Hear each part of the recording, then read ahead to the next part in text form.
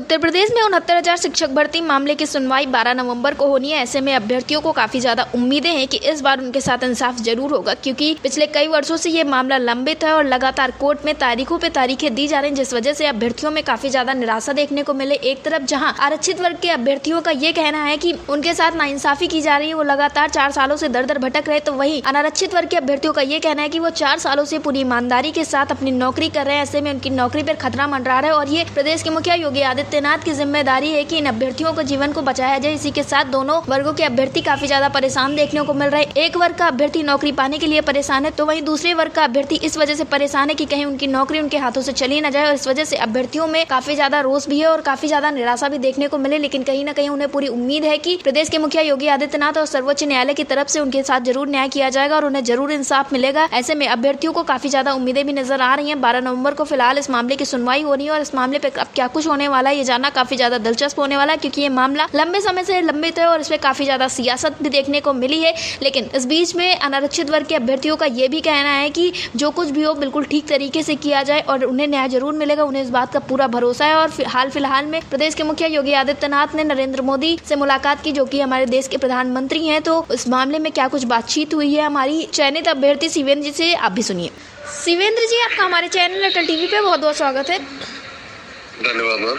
शिवेंद्र जी, जैसे देखने को मिल रहा है 69,000 शिक्षक भर्ती की जो अगली सुनवाई है वो 12 नवंबर को होनी है, तो क्या कुछ उम्मीदें नजर आ रही हैं आपको? क्योंकि इसके पहले भी एक तारीख आप लोगों को दी गई थी नवंबर में, लेकिन उसको सुनवाई नहीं हो सके और तारीख 12 तारीख कर दी गई है। तो आपको क्या कुछ उम्मीदें नजर आ रही हैं 12 तारीख के लिए?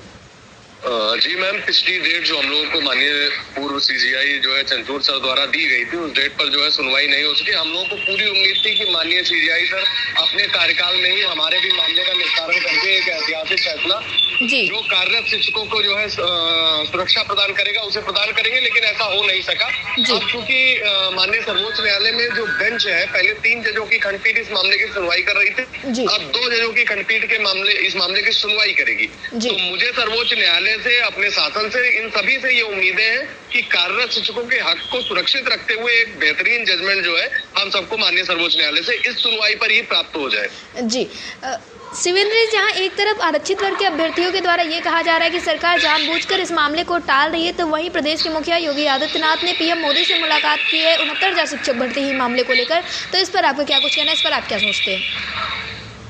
मैम, मैं मतलब जो है वर्ग की विशेष की बात पर तो कुछ नहीं कहना चाहूंगा, लेकिन मुझे सूबे के मुखिया और माननीय प्रधानमंत्री जी दोनों से उम्मीद है कि सिर्फ और सिर्फ इस पूरे भर्ती को, इस शिक्षक को और जो अभिभावक है जिनके बच्चों को शिक्षा मिलनी है, इन सभी को वोट बैंक के नजरिए से ना देखकर एक मेरिट के नजरिए से देखा जाए और ये देखा जाए कि जो 4 वर्ष से इतनी बेहतरीन शिक्षा उनको मिल रही है, उनको प्रदान किया जा रहा है, मेरिटोरियस अभ्यर्थियों का चयन हुआ है, वो चयन लेकर के और बेहतरीन शिक्षा दे रहे हैं। निपुण भारत मिशन को सर्वाधिक सफलता उत्तर प्रदेश में प्राप्त हुई है।